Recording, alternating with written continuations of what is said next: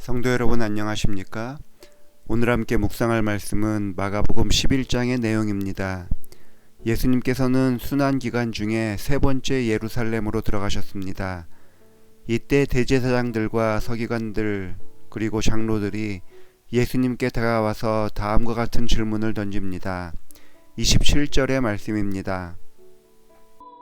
그들이 다시 예루살렘에 들어가니라.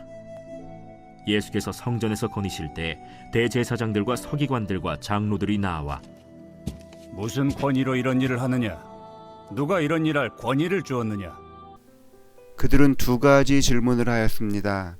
첫째로 그들은 예수님이 가진 권위의 종류를 물어보았습니다.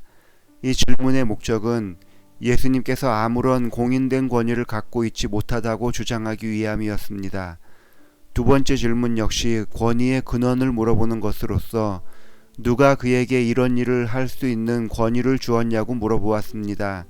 이 질문은 자신들의 권위가 더 높다는 것을 나타내는 것이었습니다.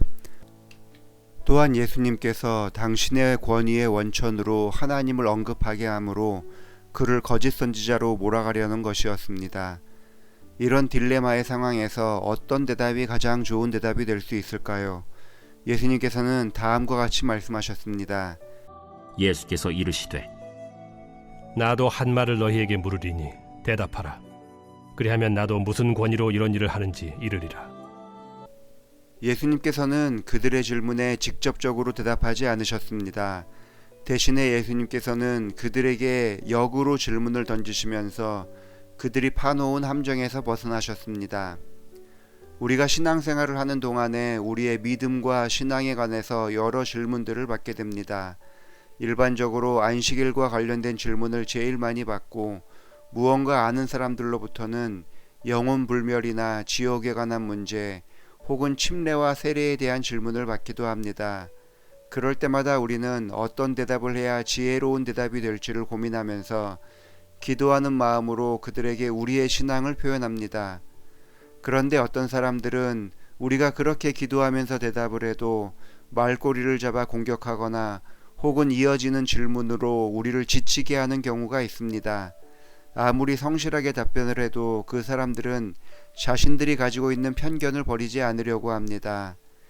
이러한 모습으로 여러 질문이 우리에게 주어질 때에 우리는 예수님께서 바리새인들에게 답변했던 것처럼 답변할 필요가 있습니다. 그들에게 그들의 질문에 대해서 스스로 생각할 수 있도록 역으로 질문을 하는 것입니다. 예를 들어서 안식일이 신약에도 지켜진 증거를 말해달라는 질문을 받으면 그것에 대해서 설명을 하려고 애쓰는 대신에 신약에 안식일이 지켜지지 않았다는 증거를 먼저 말해달라고 그들에게 역으로 질문하는 것입니다. 그들이 했던 질문을 왜 그렇게 생각하는지 그들 스스로 생각하게 만드는 것입니다. 실제로 저에게 끊임없이 안식일과 관련된 질문을 던진 사람이 있었습니다. 안식일이 토요일이라는 증거를 알려달라고 질문을 들었을 때에 저는 역으로 안식일이 일요일로 바뀌었다는 증거를 말해달라고 질문을 던졌습니다. 신약에서 계명이 폐해진 것이 아니냐는 질문을 들었을 때에 그러면 일주일에 한 번 예배를 드리는 근거를 계명을 제하고 설명을 해달라고 질문을 던졌습니다. 제가 설명 대신에 그들이 가지고 있는 지식에 대한 근거를 질문으로 요청했을 때 상대방은 당황하였습니다. 더 나아가 그 사람은 제가 역으로 던진 질문에 답을 찾기 위해서 성경을 연구하다가 진리를 깨닫게 되었고 재림교인이 되어서 지금 어느 교회에 남수석 집사님으로 봉사하고 있습니다. 예수님께서는 사람들의 모든 질문을 소상하게 말씀해 주지 않으셨습니다. 그들이 정말 진리를 알고 싶어서 찾아온 것이 아닐 때에는 그들의 질문에 대답하기보다 그들 스스로의 생각을 먼저 드러내도록 질문을 던지셨습니다. 마가복음 10장에서도 비슷한 질문이 나옵니다. 마가복음 10장 2절과 3절의 말씀입니다. 바리새인들이 예수께 나와 그를 시험하여 묻되 사람이 아내를 버리는 것이 옳으니까? 모세가 어떻게 너희에게 명하였느냐?